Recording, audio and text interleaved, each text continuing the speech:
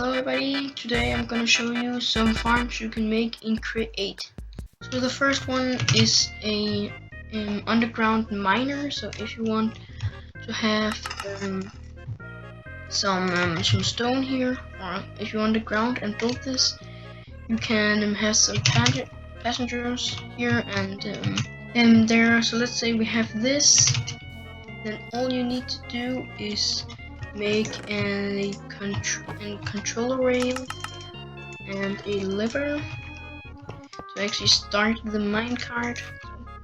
Just make it up there and activate this with a just power it, and then you get your minecart and place it down, and it will pick it up and place in the rails here and pick them up again here and break the stone here. And after the stone has got breaking, it will get into any kind of storage. In this case, these two guys. And when you wanted it to stop, you can simply just take your winch here and take it and right click it, and you get a minecart contraption, which when you put it on here, it gets built again. So that's pretty cool. And you actually also get, if you want to see all the goodies you got, and punch the minecart under it and look at all you got down here. 3 stacks of cobblestone. It's very efficient. It isn't very expensive. So you can make this a little thinner if you want. You can make this much larger if you want. It was just a little example of you. And the next thing is a wheat farm. This is a very nice design I have made. So if we take a minecart here.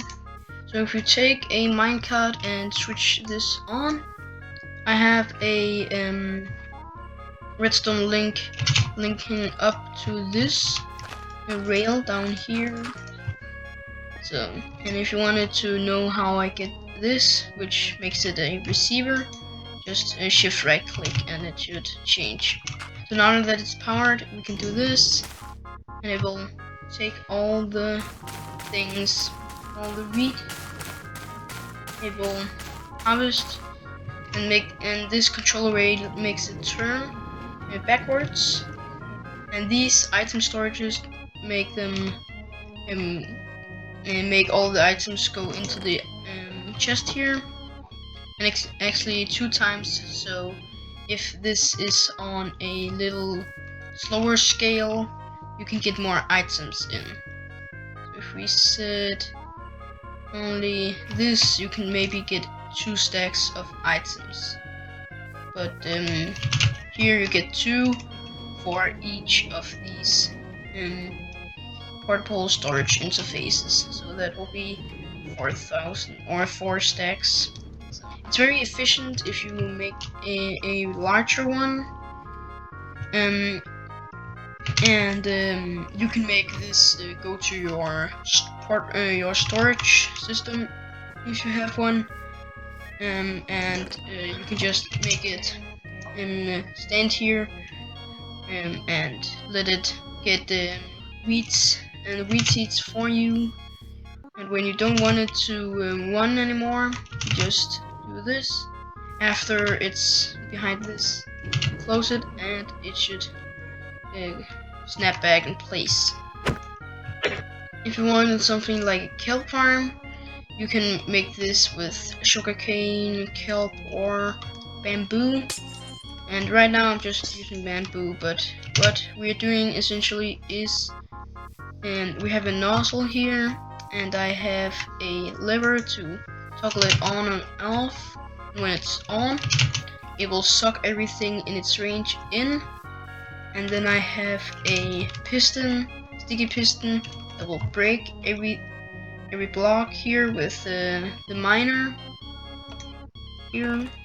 So you can see it breaks, but then the bamboo will get sucked up and then get transmitted on the belt here and into the storage. And it does it pretty well. Let's see what it didn't catch. So probably around 2 bamboo per turn. I have seen it miss more, but yeah, it's not that much. You just let it grow, and when it's done, you click this and it will get all the bamboo. I don't think bamboo is the best thing to use for it. I think it's more kelp or sugarcane, because kelp can't be used in a furnace and be used as fuel, and sugarcane for books and other stuff like that. But they're pretty efficient and very nice and automated system. The next thing we have here is a mob farm, and it's very automated, and it probably has more steps than it needs to have. It will make these go up so you can kill the cows. So what you essentially do is activate those, activate these, go down, breed the animal, and then a baby will come out, and you will make the encased fan spin, and then open the block so babies don't come out. Close it and close this encased fan. And there you go. You just have to wait until it grows up. You can get in and kill it.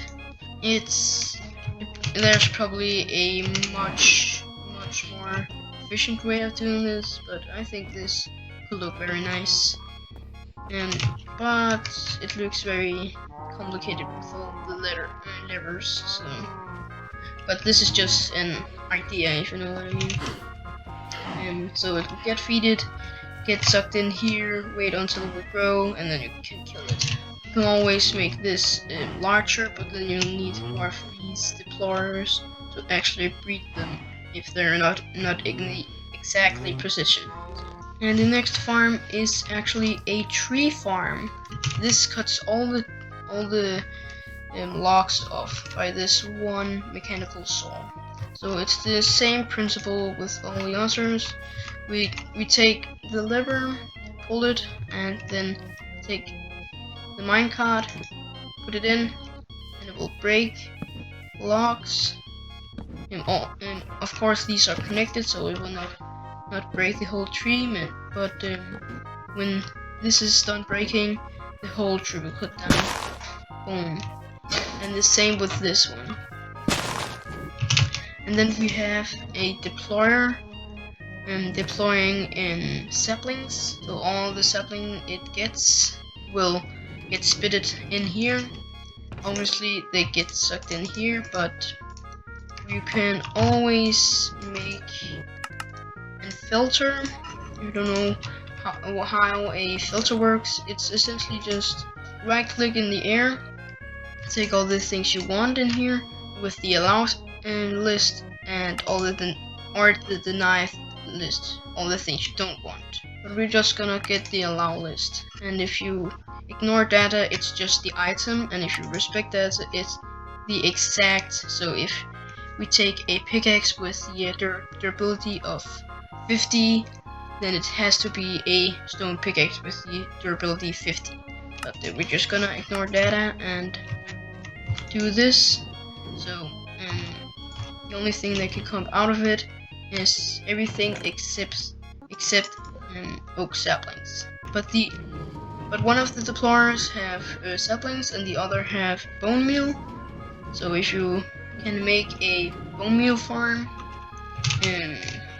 this can go very well with the tree farm. I think this is a very nice and efficient, effective, and very small tree farm. The next thing we have is a slime farm. This is a slime farm without using any slime mobs, so it's pretty unique. And the only thing you need is cactus, bone meal, and wheat. Here's where the a bone meal farm and a wheat farm comes in, and one like I just mentioned is a really nice thing to make. And then you also need cactus, so cactus farm also be very good. But yeah, slime can be used for making more create contraptions and and some redstone contraptions as well. So if we just take some wheat, take some bone meal, and take some cactus. So if we have some of these things, and we put them in, and start the machine up, everything should go smooth. The bone meal will turn into white dye here, and there is actually also a chance it will turn into gray dye. So every gray dye will get in the lava because we don't need it. The cactus will be burned to be green dye, and the wheat will be crushed to be wheat flour, and the seeds will just get in there and just in the lava again, and then everything will get in here. The lime dye, which we make by the white and the green dye in here, and the dough, which the water will make the wheat flour into. And when all that's done, it will turn out to be a slime ball for some reason. And it's actually pretty. So the last farm, it isn't really a farm, but I will call it a farm because I think this is a very good farm. So if you have got mining with your miner farm in the first bit of the video, and this will double your ores actually. So the most effective is gold and iron, because you don't really get anything from it. You don't get the gold ingot and iron ingot as you could do with all the other things. So you just smack those in here and turn on the machine. Let's speed this up a bit. It will crush it, get it to 2 crushed iron ingots or iron. It will heat the iron, get it in here, and when it's done, it turns to iron and gets into a chest. And it actually works with modded items too. So if you have something, I think like mechanism, you will get crushed osmium, or what it's called, and every other ore almost. We have crushed nickel and copper and everything else almost. The only thing that isn't really that effective is all the other ores. Or if you have Fortune 3, it isn't really that effective. Only if you don't have it and you have Silk Touch, it's very effective. But it just doubles the ore, so if you don't want to have a giant iron farm because it's annoying to have villagers to work with villagers, or you don't want to have a gold farm because it's too big, or anything like that when you're mining and just want to get a lot faster resources, this is a very good way to go. If you like this video, I would really consider taking a look at this video. This is the last video I made about Create, about 10 different projects you can do in Create, and it's a very good video, and there's a lot of creative things. And if you like this video, go ahead and like and subscribe, and I'll see you in my next videos. Bye.